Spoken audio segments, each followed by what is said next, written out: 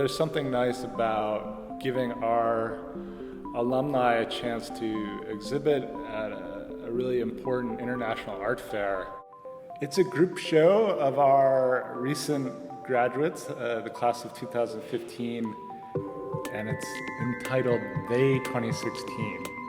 I'm Zachary Cahill, and I'm the curator of the University of Chicago's booth at the EXPO Art Fair this year. I'm sitting here with Sara Rouse, one of the artists.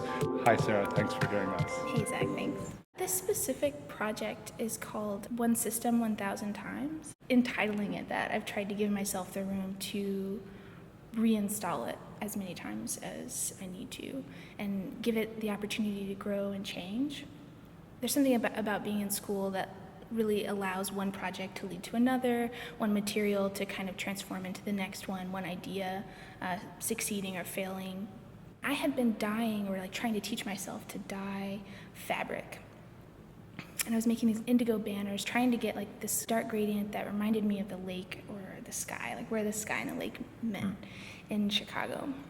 And I would have all of this, of course, I was not an expert fabric dyer, right? So it took a lot of trials.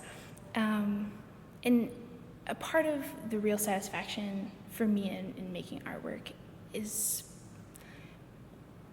trying something that's just out of my reach and kind of working through the failure of it.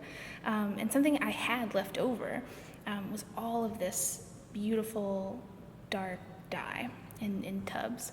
So I started casting objects out of it. Sometimes just the bottom of a bucket, or sometimes I would make a mold and pour that dye with plaster.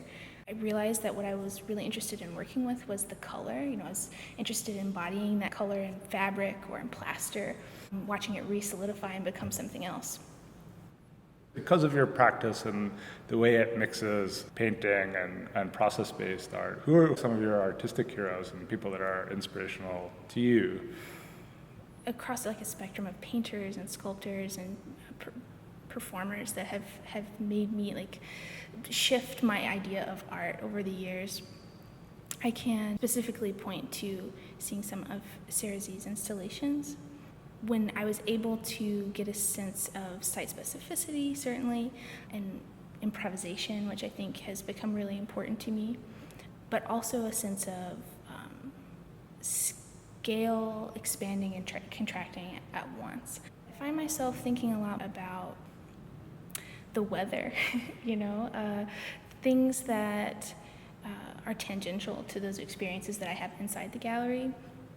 But for instance, when have you ever been looking at the sky and something is so sublime for just a second that you try to hold on to it, but in just a moment the humidity can change, everything will darken, a cloud will come through, and you're in a completely different state than you were just a second before.